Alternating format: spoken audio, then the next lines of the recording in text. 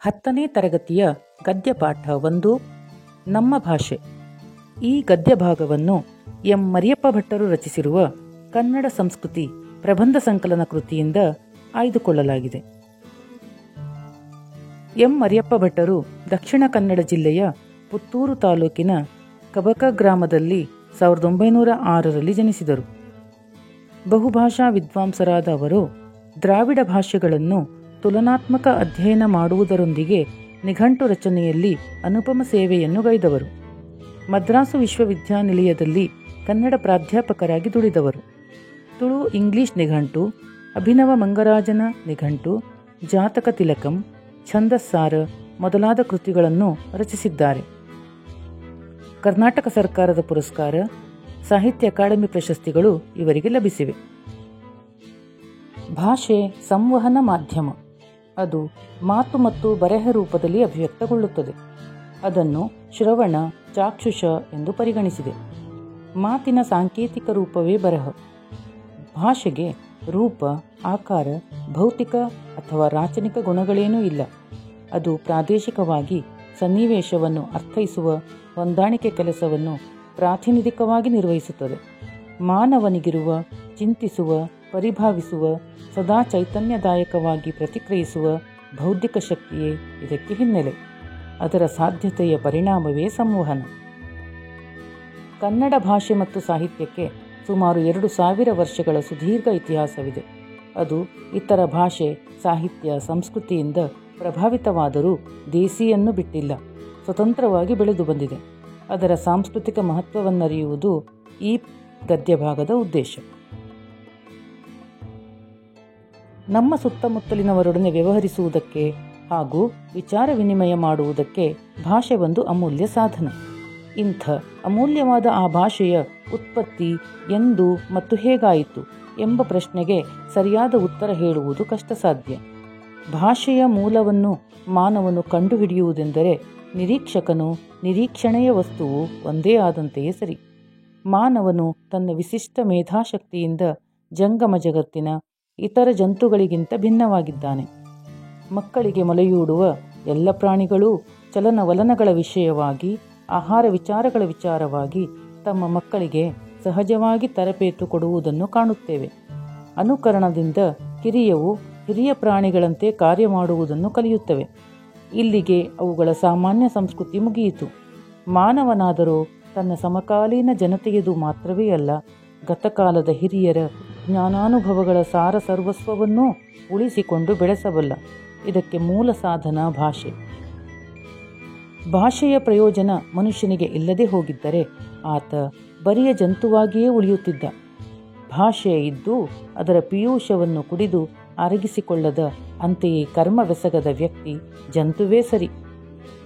ವಿಶ್ವದ ಬಹುಭಾಷಾ ಪ್ರಪಂಚದಲ್ಲಿ ಸುಮಾರು 4000 ಭಾಷೆಗಳಿರುತ್ತವೆ ಎಂದು ತಿಳಿದುಬಂದಿದೆ. ದೇಶ, ಕಾಲ, ವಂಶ, ಪರಂಪರೆ ಇತ್ಯಾದಿ ಕಾರಣಗಳಿಂದ ಅವು ಬೇರೆ ಬೇರೆಯಾಗಿ ಭಿನ್ನ ಭಿನ್ನ ಸನ್ನಿವೇಶಗಳಲ್ಲಿ ಬೆಳೆದು ಬಂದಿರುತ್ತವೆ. ಆಯಾ ಸನ್ನಿವೇಶಗಳಿಗನುಸಾರ, ಆಯಾ ಜನತೆಯ ಜ್ಞಾನಾರ್ಜಿತ ಸ್ವತ್ತುಗಳಿಗನುಸಾರ ಭಾಷೆಗಳ ಬೆಳವಣಿಗೆಯಾಗುತ್ತಿದೆ. ಭಾಷೆಗಳನ್ನು ವ್ಯಾವಹಾರಿಕ ಮತ್ತು ಗ್ರಾಂಥಿಕ ಎಂದು 2 ತೆರನಾಗಿ ವಿಭಾಗಿಸುವುದುಂಟು. ವ್ಯಾವಹಾರಿಕವೆಂದರೆ ಜೀವದ್ ಭಾಷೆ. ಅದರಲ್ಲಿ ಜನರು ಮಾತನಾಡುತ್ತಾರೆ, ವ್ಯವಹರಿಸುತ್ತಾರೆ. ಕನ್ನಡ, ತಮಿಳು, ತೆಲುಗು, ತುಳು, ಮರಾಠಿ, ಉರ್ದು, ಇಂಗ್ಲಿಷ್ ಇವು ಇದಕ್ಕೆ ಉದಾಹರಣೆ.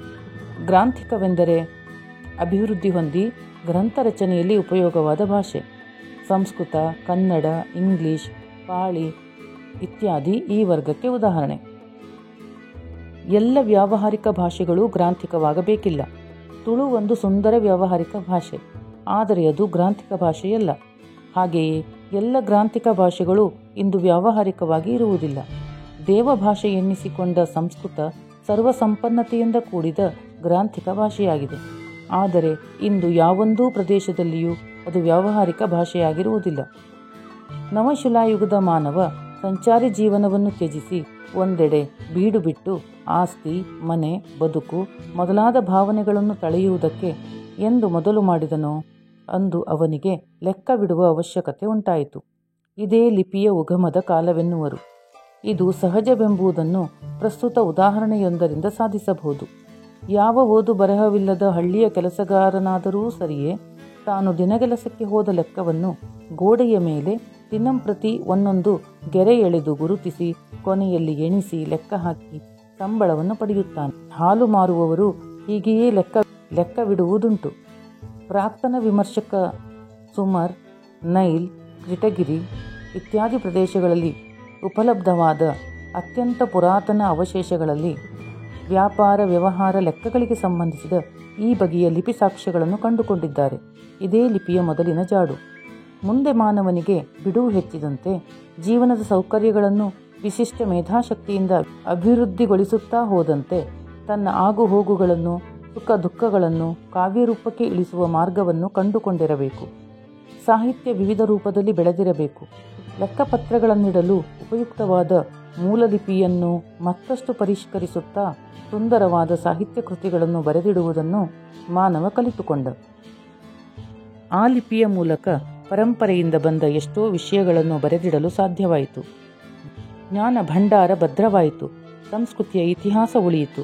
ಪ್ರಗತಿಪಥ ಸುಗಮವಾಯಿತು. ಕನ್ನಡಕ್ಕೆ ಬಹಳ ಪ್ರಾಚೀನ ಕಾಲದಿಂದಲೂ ಸಂಸ್ಕೃತದ ಪೋಷಣೆ ದೊರೆಯುತ್ತಾ ಬಂದಿದೆ. ವೈದಿಕ ಹಾಗೂ ಜೈನ ಧಾರ್ಮಿಕ ತತ್ವಗಳನ್ನು ಕನ್ನಡದಲ್ಲಿ ವಿವರಿಸಬೇಕೆಂಬ ಅಭಿಲಾಷೆಯಿಂದ ಅನೇಕ ಪಂಡಿತರು ಉತ್ತಮ ಕಾವ್ಯಗಳನ್ನು ರಚಿಸಿದರು. ಆದರೆ ಅವರಲ್ಲಿ ಅನೇಕರು ಕನ್ನಡವನ್ನು ಸಂಸ್ಕೃತಮಯವನ್ನಾಗಿ ಮಾಡಿಬಿಟ್ಟರು. ಕನ್ನಡ ಮಾತ್ರ ತಿಳಿದವರಿಗೆ ಅವರ ರಚನೆ ಕಬ್ಬಿಣದ ಕಡಲೆಯೇ ಆಯಿತು. ಅವರ ಉದ್ದುದ್ದ ವಾಕ್ಯಗಳಲ್ಲಿ ಎಲ್ಲ ಸಂಸ್ಕೃತ ಶಬ್ದಗಳೇ, ಒಂದು ಕ್ರಿಯಾಪದ ಮಾತ್ರ ಕನ್ನಡದಲ್ಲಿರುತ್ತಿತ್ತು. ಇಂಥ ಪರಿಸ್ಥಿತಿಯನ್ನು ಗಮನಿಸಿ 12ನೇ ಶತಮಾನದ ನಯಸೇನ ಕವಿ ಹೀಗೆ ಹಲುಬಿದ: ಸಕ್ಕದಮಂ ಪೇಳ್ವೊಡೆ ನೆರೆ ಸಕ್ಕದಮಂ ಪೇಳ್ಗೆ ಶುದ್ಧ ಕನ್ನಡದೋಳು ತಂದಿಕ್ಕುವುದೇ ಸಕ್ಕದಂಗಳ ತಕ್ಕುದೇ ಬೆರಸಲ್ಕೆ ಘೃತಮುಮಂ ತೈಲಮುಮಂ. ನಮಗೆ ತುಪ್ಪವೂ ಬೇಕು, ಎಣ್ಣೆಯೂ ಬೇಕು, ಸಂಸ್ಕೃತವೂ ಬೇಕು, ಕನ್ನಡವೂ ಬೇಕು. ಆದರೆ ಎಣ್ಣೆ ತುಪ್ಪದ ಅಸ್ವಾದು ಮಿಶ್ರಣ ಬೇಡ ಎಂಬುದು ನಯಸೇನನ ಅಭಿಮತ. ಸಕ್ಕದ ಎಂದರೆ ಸಂಸ್ಕೃತ, ಘೃತ ಎಂದರೆ ತುಪ್ಪ. ಅನೇಕ ಕವಿಗಳು ಕನ್ನಡ ಅಭಿವೃದ್ಧಿ ಹೊಂದಬೇಕಾದರೆ ಕನ್ನಡ ಪದಗಳ ಬಳಕೆ ಹೆಚ್ಚಾಗಬೇಕೆಂದು ಸಾರಿದ್ದಾರೆ. ಅಂಥವರ ವಾಣಿಯಿಂದ ಕನ್ನಡದ ವೀಣೆ ಮೃದು ಮಧುರವಾಗಿ ಮಿಡಿಯಿತು. ಮುಂದೆ ಬಸವೇಶ್ವರ, ಅಲ್ಲಮ ಪ್ರಭುಗಳಂತಹ ಶರಣವರೇಣ್ಯರು, ಚಾಮರಸ, ಕುಮಾರವ್ಯಾಸರಂತಹ ಕವಿಪುಂಗವರು, ಪುರಂದರದಾಸ, ಕನಕದಾಸರಂತಹ ದಾಸಶ್ರೇಷ್ಠರು ಸುಲಭ ಮಾರ್ಗವನ್ನೇ ತುಳಿದರು. ತಮ್ಮ ತಮ್ಮ ಅನುಭವ ಸಾರವನ್ನು ಸುಲಭವೂ ಸುಂದರವೂ ಸಹಜವೂ ಆದ ಮಾತುಗಳಿಂದ ಹೃದಯ ಮುಟ್ಟುವಂತೆ ಅಭಿವ್ಯಕ್ತಪಡಿಸಿದರು. ಹೀಗೆ ಕನ್ನಡ ಭಾಷೆ ಹದಗೊಂಡುದರಿಂದ ಅದು ಸುಲಿದ ಬಾಳೆಹಣ್ಣಿನಂತೆ, ಸಿಗುರು ತೆಗೆದ ಕಬ್ಬಿನಂತೆ, ಉಷ್ಣ ಅಳಿದ ಹಾಲಿನಂತೆ ಸುಲಭವೂ ರುಚಿಯುಳ್ಳದ್ದೂ ಆಗಿದೆ ಎಂದು ಕವಿ ಮಹಲಿಂಗರಂಗ ಉದ್ಘೋಷಿಸಲು ಸಾಧ್ಯವಾಯಿತು. ಒಂದು ಭಾಷೆ ಅನ್ಯ ಭಾಷೆಯಿಂದ ಏನನ್ನೂ ಎರವಲಾಗಿ ತೆಗೆದುಕೊಳ್ಳಬಾರದೆಂದು ಯಾರೂ ತಿಳಿಯಲಾಗದು. ನೆರೆಹೊರೆಯ ಭಾಷೆಗಳಲ್ಲಿ ಕೊಡುಗೆಯ ವ್ಯವಹಾರ ನಡೆಯುತ್ತದೆ, ನಡೆಯಲೇಬೇಕು. ಅದು ಸಜೀವ ಭಾಷೆಯ ಲಕ್ಷಣ. ಆದರೆ ಸ್ವೀಕರಿಸುವಾಗ ತನ್ನತನವನ್ನು ಕಳೆದುಕೊಳ್ಳದಂತೆ ಕಾಪಾಡಿಕೊಳ್ಳಬೇಕು. ಹಿಂದೆ ಸಂಸ್ಕೃತ ಪ್ರಾಕೃತ ಭಾಷೆಗಳಿಂದ ತತ್ಸಮ ತದ್ಭವಗಳಾಗಿ ಅನೇಕ ಶಬ್ದಗಳನ್ನು ಕನ್ನಡ ತನ್ನಲ್ಲಿ ಅಳವಡಿಸಿಕೊಂಡಿದೆ. ಮಹಮ್ಮದೀಯರ ಆಳ್ವಿಕೆಯ ಅವಧಿಯಲ್ಲಿ ಪರ್ಷಿಯನ್ ಭಾಷೆಯಿಂದ ಅನೇಕ ಶಬ್ದಗಳು ಕನ್ನಡಕ್ಕೆ ಬಂದಿವೆ. ಉದಾಹರಣೆ: ದಿವಾನ, ಸರ್ಕಾರ, ಮುನ್ಷಿ, ಸರದಾರ, ದೌಲತ್ತು, ಮುಸಾಫರ್, ಕಚೇರಿ, ಸುಬೇದಾರ, ಅಮಲ್ದಾರ, ತಹಸೀಲ್ದಾರ ಇತ್ಯಾದಿ ಆಡಳಿತಕ್ಕೆ ಸಂಬಂಧಪಟ್ಟ ಪಾರಿಭಾಷಿಕ ಶಬ್ದಗಳು ಕನ್ನಡ ನುಡಿ ಬೊಕ್ಕಸವನ್ನು ಸೇರಿಕೊಂಡಿವೆ. ಹಾಗೆಯೇ ಅಸಂಖ್ಯಾತ ಇಂಗ್ಲಿಷ್ ಶಬ್ದಗಳು ಕನ್ನಡದ ಉಡುಪನ್ನು ಧರಿಸಿ ಒಳಗೆ ಬಂದು ಬಿಟ್ಟಿವೆ. ರೈಲು, ಮೋಟರು, ಹೋಟ್ಲು, ಆಫೀಸು, ಇಸ್ಕೂಲು, ಸಿನಿಮಾ, ರೇಡಿಯೋ, ಆಸ್ಪತ್ರೆ, ಕೋರ್ಟು, ಡಿಕ್ರಿ, ಲೈಟು ಮೊದಲಾದವು ನಮ್ಮೆಲ್ಲರ ಮನೆಮಾತಾಗಿವೆ. ಪೋರ್ಚುಗೀಸಿನಿಂದ ಬಟಾಟೆ, ಅನಾನಸು, ಜಂಗಾಲ ಮುಂತಾದ ಕೆಲವು ಸ್ವಾರಸ್ಯ ಪದಗಳೂ ಆಗಮಿಸಿವೆ. ಇವೆಲ್ಲ ಅನ್ಯ ದೇಶಗಳ ವಿಚಾರವಾಯಿತು. ಇನ್ನು ಕನ್ನಡದ ನೆರೆಯವರಿಂದ ಬಂದಿರುವ ಎರವುಗಳುಂಟು. ಕನ್ನಡ ನಾಡಿನ ಎಲ್ಲೆಗಳಲ್ಲಿ ಕೆಲವೆಡೆ ತಮಿಳು, ತೆಲುಗು, ಮಲಯಾಳಂ, ಮರಾಠಿಗಳನ್ನಾಡುವ ಜನರಿರುವುದು ಸರಿಯಷ್ಟೇ. ಅಂತಹ ಗಡಿ ಪ್ರದೇಶಗಳನ್ನು ದ್ವಿಭಾಷಾ ಪ್ರದೇಶಗಳೆನ್ನುವರು. ಅಲ್ಲಿ ಸಾಮಾನ್ಯ ಜನರಿಗೆ ಎರಡೆರಡು ಭಾಷೆಗಳು ಬರುತ್ತಿರುತ್ತವೆ. ಕಾಸರಗೋಡಿನಲ್ಲಿರುವ ಕನ್ನಡಿಗರಿಗೆ ಮಲಯಾಳದ ವ್ಯವಹಾರ ಜ್ಞಾನವಿರುತ್ತದೆ. ಅಲ್ಲಿರುವ ಮಲಯಾಳಿಗಳಿಗೆ ಕನ್ನಡದ ವ್ಯವಹಾರ ಜ್ಞಾನವಿರುತ್ತದೆ. ಹಾಗೆಯೇ ಬಳ್ಳಾರಿ, ಅನಂತಪುರ ಜಿಲ್ಲೆಗಳ ಗಡಿಯಲ್ಲಿರುವ ಜನತೆಗೆ ಕನ್ನಡ, ತೆಲುಗು ಎರಡೂ ಬರುವುದು.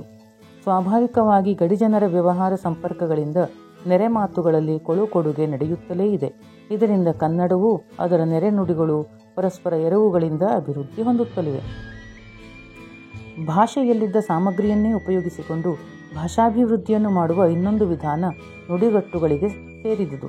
2 ಅಥವಾ ಹೆಚ್ಚು ಶಬ್ದಗಳು ಸೇರಿ ಒಂದು ನುಡಿಗಟ್ಟಾಗಿ ಅದಕ್ಕೊಂದು ನವೀನ ಅರ್ಥ ಬರುತ್ತದೆ. ಇದು ಎಲ್ಲ ಭಾಷೆಗಳಲ್ಲಿಯೂ ಕಾಣುವ ಸಹಜ ಶಕ್ತಿ. ಈ ವಿಚಿತ್ರ ಸಹಜ ಶಕ್ತಿ ಕನ್ನಡದಲ್ಲಿ ಅನೇಕ ಅಂದವಾದ ನುಡಿಗಟ್ಟುಗಳನ್ನು ಉಂಟು ಮಾಡಿರುತ್ತದೆ. ಎಂಬೊಂದು ಶಬ್ದದೊಡನೆ ಬೇರೆ ಶಬ್ದಗಳು ಸೇರಿ ನುಡಿಗಟ್ಟಾಗುವ ಸನ್ನಿವೇಶವನ್ನು ನಾವಿಲ್ಲಿ ನೋಡಬಹುದು. ಕಂಗೊಳಿಸು, ಕಣ್ಣಿಡು, ಕಣ್ಕಟ್ಟು, ಕಣ್ಣು ಹಾಕು, ಕಣ್ಣಾಕು, ಕಣ್ಣಾರೆ, ಕಣ್ಣೆಂಜಲು, ಕಂಗಾಲ, ಕಂಬನಿ, ಕಣ್ಣೀರು ಇತ್ಯಾದಿ. ಈ ನುಡಿಗಟ್ಟುಗಳನ್ನು ಪರಿಶೀಲಿಸಿದರೆ ಅವೆಲ್ಲದರಲ್ಲಿಯೂ ಬೇರೆ ಬೇರೆ ಹೊಸ ಅರ್ಥ ಬಂದಿರುವುದನ್ನು ಅರಿಯಬಹುದು. ಒಂದು ಭಾಷೆ ಸತ್ವಪೂರ್ಣವಾಗಬೇಕಾದರೆ ಅದನ್ನಾಡುವ ಜನ ಅಭಿಮಾನಧನರು, ಬುದ್ಧಿಶಾಲಿಗಳು, ಪ್ರಯೋಗಶೀಲರೂ ಆಗಿರಬೇಕು. 4-5 ಶತಮಾನಗಳ ಹಿಂದೆ ಆಂಗ್ಲ ಭಾಷೆ ಯುರೋಪಿನ ಸಾಮಾನ್ಯ ಭಾಷೆಗಳಲ್ಲಿ ಒಂದಾಗಿತ್ತು. ಆಂಗ್ಲ ಜನತೆ ಸಾಹಸಜೀವಿಯಾಯಿತು, ಬುದ್ಧಿಶಾಲಿಯಾಯಿತು. ಸೂರ್ಯನು ಎಂದೂ ಮುಳುಗನೆನ್ನುವಂತಹ ವಿಸ್ತಾರವಾದ ಸಾಮ್ರಾಜ್ಯವನ್ನು ಸ್ಥಾಪಿಸಿತು. ದೇಶ ವಿದೇಶಗಳ ಭಾಷೆ ಹಾಗೂ ಸಾಹಿತ್ಯ ಸಂಸ್ಕೃತಿಯನ್ನು ಆಂಗ್ಲ ಪಂಡಿತರು ಮುಕ್ತ ಮನಸ್ಸಿನಿಂದ ಅಭ್ಯಸಿಸಿದರು. ತನ್ಮೂಲಕ ತಮ್ಮ ಭಾಷೆ ಮತ್ತು ಸಾಹಿತ್ಯವನ್ನು ಹಿಗ್ಗಿಸಿದರು, ಅರಳಿಸಿದರು. ಎಲ್ಲಕ್ಕೂ ಮೇಲಾಗಿ ಮಹಾಮೇಧಾವಿಗಳು ತಮ್ಮ ಆಸೆ, ಆಕಾಂಕ್ಷೆ, ವಿಚಾರ ಮುಂತಾದುವನ್ನು ಆ ಭಾಷೆಯ ಮುಖಾಂತರವಾಗಿ ಹೇಳಬೇಕೆಂಬ ಉಜ್ವಲ ಅಭಿಮಾನ ಉಳ್ಳವರಾಗಿದ್ದರು. ಆಂಗ್ಲ ವಿಜ್ಞಾನಿಗಳು, ರಾಜಕಾರಣಿಗಳು, ಅರ್ಥಶಾಸ್ತ್ರಜ್ಞರು ಹೀಗೆ ಎಲ್ಲರೂ ತಮ್ಮ ಭಾಷೆಯನ್ನೇ ಬಳಸಿದುದರ ಪರಿಣಾಮವಾಗಿ ಆ ಭಾಷೆ ಬೆಳೆದು ಇಂದು ಪ್ರಪಂಚದ ದೊಡ್ಡ ಭಾಷೆಗಳಲ್ಲಿ ಒಂದಾಗಿದೆ. ಇದಕ್ಕೆಲ್ಲ ಆಂಗ್ಲ ಜನರ ಸಂಕಲ್ಪ ಕೃಷಿ ಕಾರಣವೆಂದು ಬೇರೆ ಹೇಳಬೇಕಿಲ್ಲ. ಸ್ವಭಾಷೆಯನ್ನು ಪ್ರೀತಿಸಬೇಕು, ಗೌರವಿಸಬೇಕು, ಬೆಳೆಸಬೇಕು ಎಂದರೆ ಅನ್ಯ ಭಾಷೆಗಳನ್ನು ತಿರಸ್ಕರಿಸಬೇಕು ಎಂದು ಅರ್ಥವಲ್ಲ. ಭಾಷೆಗಳಲ್ಲಿ ಮೇಲು ಕೀಳು ಎಂಬುದಿಲ್ಲ. 4 ಜನ ಮಾತನಾಡುತ್ತಿದ್ದ ಭಾಷೆಗೂ 40 ಲಕ್ಷ ಜನ ಮಾತನಾಡುತ್ತಿದ್ದ ಭಾಷೆಗೂ ಸತ್ವ ಹಾಗೂ ಸತ್ಯ ದೃಷ್ಟಿಯಿಂದ ಅಂತರವೇ ಇಲ್ಲ. ಎಲ್ಲ ಭಾಷೆಗಳೂ ಅಷ್ಟೇ.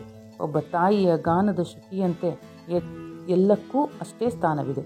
ಇದನ್ನರಿತು ಭಾರತೀಯರಾದ ನಾವು ನೆರೆಹೊರೆಯ ಭಾಷೆಗಳನ್ನು ದ್ವೇಷಿಸದೆ ನಮ್ಮ ಭಾಷೆಗಳನ್ನು ಗೌರವಿಸಿ, ಪ್ರೀತಿಸಿ, ಅಭಿವೃದ್ಧಿಗೊಳಿಸಿದರೆ ದೇಶದ ಸಂಸ್ಕೃತಿ ಮುಂದುವರಿಯುತ್ತದೆ. ಒಂದು ವಾಕ್ಯದ ಪ್ರಶ್ನೋತ್ತರಗಳು. ಪ್ರಶ್ನೆ 1. ಭಾಷೆ ಯಾವುದಕ್ಕೆ ಸಾಧನವಾಗಿದೆ? ನಮ್ಮ ಸುತ್ತಮುತ್ತಲಿನವರೊಡನೆ ವ್ಯವಹರಿಸುವುದಕ್ಕೆ ಹಾಗೂ ವಿಚಾರ ವಿನಿಮಯ ಮಾಡುವುದಕ್ಕೆ ಭಾಷೆ ಒಂದು ಅಮೂಲ್ಯ ಸಾಧನವಾಗಿದೆ. ಪ್ರಶ್ನೆ 2. ಪ್ರಾಣಿಗಳು ತಮ್ಮ ಮಕ್ಕಳಿಗೆ ಯಾವ ವಿಚಾರವಾಗಿ ತರಬೇತು ಕೊಡುತ್ತವೆ? ಪ್ರಾಣಿಗಳು ತಮ್ಮ ಮಕ್ಕಳಿಗೆ ಚಲನವಲನಗಳ ವಿಷಯವಾಗಿ, ಆಹಾರ ವಿಚಾರಗಳ ವಿಚಾರವಾಗಿ ತರಬೇತು ಕೊಡುತ್ತವೆ. ಪ್ರಶ್ನೆ 3. ಮನುಷ್ಯನಿಗೆ ಲೆಕ್ಕವಿಡುವ ಅವಶ್ಯಕತೆ ಯಾವಾಗ ಉಂಟಾಯಿತು? ಮಾನವ ಸಂಚಾರಿ ಜೀವನವನ್ನು ತ್ಯಜಿಸಿ ಒಂದೆಡೆ ಬೀಡು ಬಿಟ್ಟು ಆಸ್ತಿ, ಮನೆ, ಬದುಕು ಮೊದಲಾದ ಭಾವನೆಗಳನ್ನು ತಳೆಯುವುದಕ್ಕೆ ಎಂದು ಮೊದಲು ಮಾಡಿದನೋ ಅಂದು ಆತನಿಗೆ ಲೆಕ್ಕವಿಡುವ ಅವಶ್ಯಕತೆ ಉಂಟಾಯಿತು. ಪ್ರಶ್ನೆ 4. ಎಣ್ಣೆ ತುಪ್ಪದ ಮಿಶ್ರಣ ಬೇಡವೆಂದು ಹೇಳಿದವರು ಯಾರು? ಎಣ್ಣೆ ತುಪ್ಪದ ಮಿಶ್ರಣ ಬೇಡವೆಂದು ಹೇಳಿದ ಕವಿ ನಯಸೇನ. ಪ್ರಶ್ನೆ 5. ಕನ್ನಡಕ್ಕೆ ಪರ್ಷಿಯನ್ ಶಬ್ದಗಳು ಯಾವಾಗ ಬಂದವು? ಮಹಮ್ಮದೀಯರ ಆಳ್ವಿಕೆಯ ಅವಧಿಯಲ್ಲಿ ಕನ್ನಡಕ್ಕೆ ಪರ್ಷಿಯನ್ ಶಬ್ದಗಳು ಬಂದವು.